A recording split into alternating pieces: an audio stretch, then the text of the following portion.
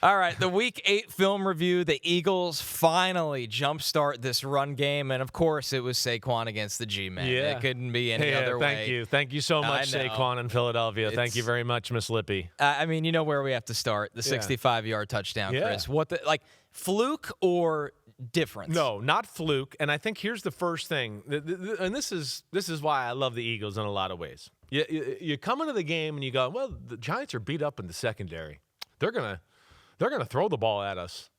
And Philadelphia was like, screw that. We don't give a damn about what you are. If we're just going to play the way we want to play, and we'll still kick your ass.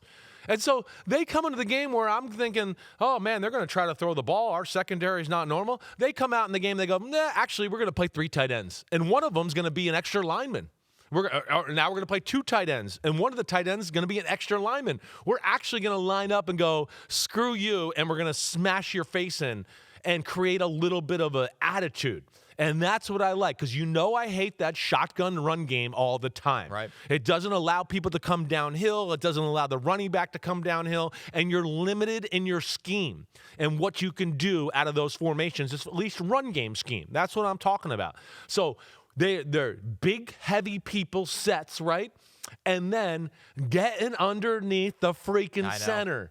Getting underneath the center. That's where it starts. So, yeah, do you want to jump right into that 65-yard run and look what happened a little bit I here? absolutely do, but I want to follow up all your points, which is the differences schematically. Yeah. Lined up on, this is all per next-gen stats, lined up under center on 36.8% of plays. That's the second highest rate under Nick Sirianni. That's behind their Week 7 win versus the Vikings. 10.6 yards per carry from under center. That's the highest of any team this season. Going back to the jumbo look, they use 6+ offensive linemen on over 17% of their plays. Again, that's the second highest under Sirianni besides that Week 7 game against the Vikings. Yeah. 8 rushes, 114 yards, and a touchdown when running at a jumbo. It's awesome. And within those jumbo sets, right, I feel like I saw more man blocking schemes. Well, you absolutely did. Okay. Yeah, I have it all in front of me. Good, because there was definitely more pulling center, pulling guard. You saw my notes. Yep. Again, I don't look at the numbers, but I just went, it feels like we're doing more of that, which I love, right? Instead of inside zone right, inside zone left, outside zone left, outside zone right. I mean, after a while, people learn how to defend that, so they were way up there in that department as well. Yeah, Saquon had 6 rushing attempts with a pole lead. Oh, the pole lead. Yeah. Wow. Yeah. So, and then Tank Bigsby had probably a few as well, Tank Bigsby did. He had 3 with the polar, and then Tank also had 5 that were just downhill, man. Let's concept. double people, and then we'll go up to the next level and kick some butt there. That is exactly right. And they really got away from the constant zone running. Hopefully that's what they are reevaluated. Here's the funniest part. So they were amazing in this game running the football, but then you look at the 4 inside zone carries to Saquon. Right. They average 3 yards per carry. But the other ones are like 12 yards a carry, 10 yards a carry. Well, when people prepare for Philly, they're coached up on it. They're going, you're going to get inside zone. You're going to get inside zone. So everybody's ready for that. That's where it's a great way to reevaluate what you're doing on the offensive side of the ball. As we know, they don't need to reinvent the wheel in Philadelphia. They just need a little sprinkle of creativity here and there. I think these sets that we're talking about, I formation, power sets, one are going to get Saquon going downhill, feeling good, and it gives your offensive line some attitude off of that. And that's where it's awesome. And it started. The 65-yard touchdown run was not a puller or anything like that. No. Was more of the one you just talked about. Downhill, We're going to create an attitude right away in the football game, get hats on hats, doubles, and then we're going to just push you around that way. And then I think you couple that with, on this 65-yard touchdown run, it's a heavy set, right? There's 3 tight ends to the right, basically, and one of those tight ends is the tackle, Fred Johnson, number 74, and the Giants don't align right. And I don't know if we have that picture. I think we do, Pete, right, where we could show this picture. All 22 stills. Yeah, okay. Right here. So here's the end zone view. So everybody on YouTube here, you're watching. If you're just listening on a normal podcast, audio version here. All right, we got our 5 down offensive linemen. 74, as I told you, Fred Johnson is playing the traditional tight end spot on the right. And then we have, and I was wrong. I thought it was 3 tight ends. It's 2 tight ends here, so it's 12 heavy. Well, you counted the jumbo lineman as a part of 13 personnel. Right, is what right. You did. So, and then we have Calcaterra, I think, right off of his edge there. And then we have Darius Cooper right off of his edge. So it looks like there's 3 tight ends to your right side. Now, look at how the Giants are lined up here. The Giants are in what we call an over front, right? The 3 technique is to the strong side, and then they have a Sam linebacker on the ball on the strong side. On this one, it is Burns, Brian Burns, who's your Sam stand-up linebacker. The problem with the Giants here is if you're going to line up like this, and look at the 2 middle linebackers, the 2 stand-up backers, one's on the left hash, the other one's on the right there, right? Okay, if you're going to line up like that, then a safety has to insert on the weak side, somewhere between the guard and the tackle. All right? If you're not going to have the safety come down, where they're trying to play kind of cover 4 here, those stand-up backers can't be kicked over that strong. They can't. You got to have somebody on the weak side. And see, Philly must have seen something to go, they overplay the strong side of these runs when we get in these formations. They overplay it. And now here, what you're going to see as we go to a next picture, and I don't want you to go there yet, Pete, is just the center and the center and your left guard are going to take on Roches, right? I think it's him here. They're going to double the shade nose on the left there. And then Landon Dickerson is going to go up off of the double and get on that linebacker right there on the left hash, okay?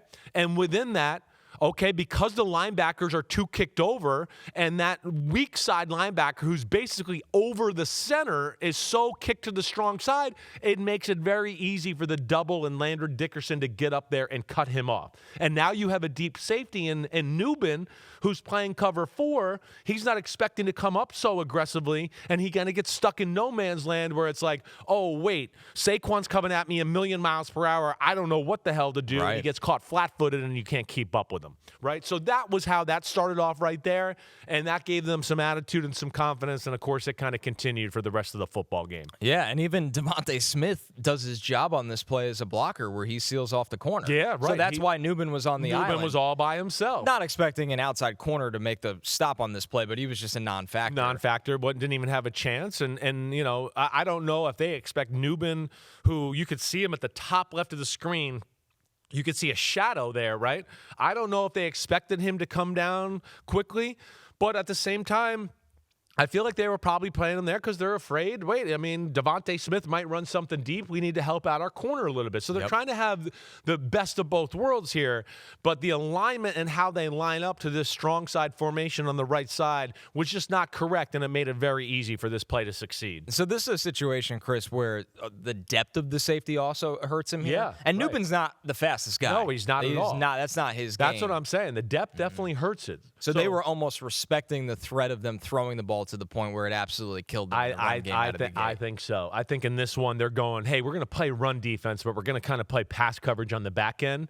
And I don't know if they expect Nubin to read this quicker and get up there quicker to be a part of it. I don't know that. Those are the things that are just little nuances I'm not sure. But that's a tough ask, too, to expect him to do that if he's being told, hey, we want you to watch out for Devontae here. Our corner's going to play outside leverage. If he runs a post, you got to stop him, right? And so that's where you don't know what was said, how he's coached that way. But either way, this alignment wasn't good enough to stop this play. That's for sure. And Fred Johnson as the jumbo, I mean, he's 6'7", 330 pounds. Right. So now we have, I know we now have Cam Jurgens isn't playing right now, but we got Mailata, who's 360.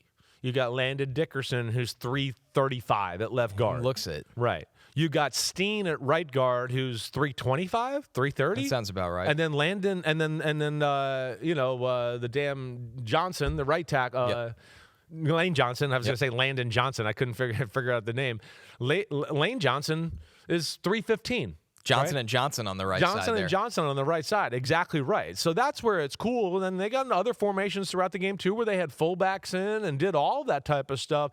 I love the new look from the Philadelphia Eagles.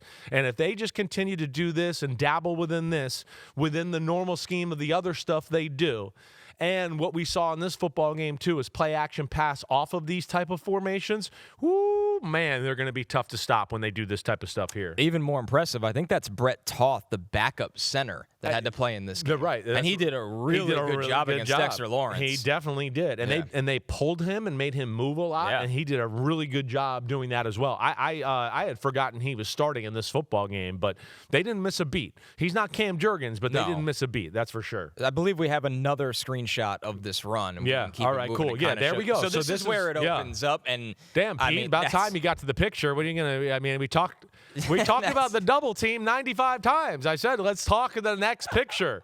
All right, but see, now you see, don't worry. You see the double team there, right? So it was perfect double team. They move that shade nose, which I believe that was Nunez Roches, right? I'll have it up. They for you. move him.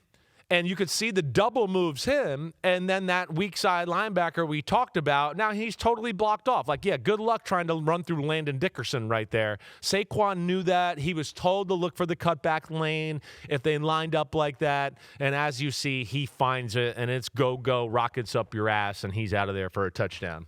Yeah, so that front from the Giants, that is, you're right. The shade nose is Raheem Nunez Roches. Yeah, right. Yeah, and then you see here, right, where Connor was explaining this before, but here's Nubin now like, oh gosh, I'm 10 yards off the ball, and he's running at me full speed, and he can go inside or outside on me. This is one here where Nubin's in a no-win situation. What I would tell him is just when you see this, just go down and like a kamikaze and just throw your body and hope he trips over your, a hand, a leg, slow something. Him down a little bit just for someone else. Just to make him like lose his prey. Yes, right. To make him make a cut or break down just a little so somebody else can do it.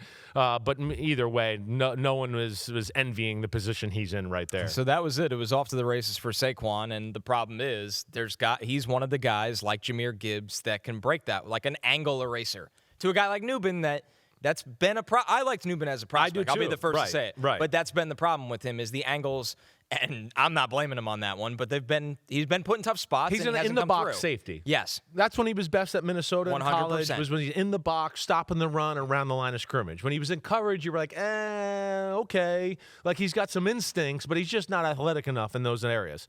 And then like you said, Saquon's part of a handful of guys in the NFL at the running back position. And I'm just going to throw it out here right now, just off the top of my head. Hey, Saquon, James Cook, Jonathan Taylor, Breece Hall, Devon Achane, Jahmyr Gibbs. You said him. I mean, I feel like after you get after that, it's guys that can go 80 yards to the house. Like those are the main guys in football that can do that, right? I know like Derrick Henry's of the world can go 40 and 50, but 80 to the house and 70 to the house, I don't know if that's much of their game anymore. A lot of good running backs. Christian McCaffrey, I know he could go 30, 40 to the house. Do I think he can go 70 and 80 to the house like those guys I just talked about? No, I don't think so anymore. Yeah. Right, so they're special. Even Bijan Robinson, I don't think he's really an 80 to the house type of guy. He's more of a 40 and 50 to the house to that. Break your ankles, incredible acceleration of the ball, but that's what makes this group very special in that manner. Even Bijan's big run against the Bills, he broke the tackle. He didn't get it exactly by him. Right. He didn't just run. That's an amazing play. And that's what was his longest run of his career. Yes. It's rare to see him actually do that. Exactly right. That's what I was referring to. Thank you. Total tale of different games between the Giants and the Eagles. When you exclude the quarterback runs between Week 6 and Week 8, the Eagles ran 13 times for 60 yards. They were averaging 1 yard before contact per rush attempt. Right. This time, Chris, in the rematch 2 weeks later, they ran 26 times for 256 yards. The biggest difference, though, is exactly what you just highlighted, 5.2 yards before contact per attempt. Yes. That basically means, like, you could put me back there and you're going to get four yards. Just maybe dominant. 5. Dominant. Yeah. Dominant. And I think, again, like I talked about, it's the element of the O-line going, wait, we can just fire off the ball a little bit and dominate and have a little attitude here. We're not waiting for the check. It's call it and run it plays like we've talked about with Philadelphia, right? Yeah. Screw the numbers. Oh, no, they have too many guys in there. We're just going, okay? I think there's that aspect right there. And then, as you've heard me say a million times, when the running back is in the I formation, he's going downhill, there's more ability to see cutback lanes and make cutbacks behind the line of scrimmage. If you're in the shotgun and your first move is to go sideways and catch a ball and get the ball 4 yards behind the line of scrimmage when you're not coming downhill, right? It's hard to go, wait, I'm going to go left horizontally, get the ball. I'm not that deep in the backfield, and now you want me to see a cutback lane to the right? Yeah, no, negative, Ghost Rider. That's not going to happen. The pattern's full. The pattern's full. So that's where this is going to be better, and I guarantee Saquon's going to be a lot better if they continue to do this. Yo, homies, it's time to watch some games. That's right. We're on to the NFL season here with Chris Simms Unbuttoned. Hit subscribe to get our weekly picks, Sunday night recaps after every game, and much more. Thanks for watching. Peace out, homies. Remember, subscribe. Peace out.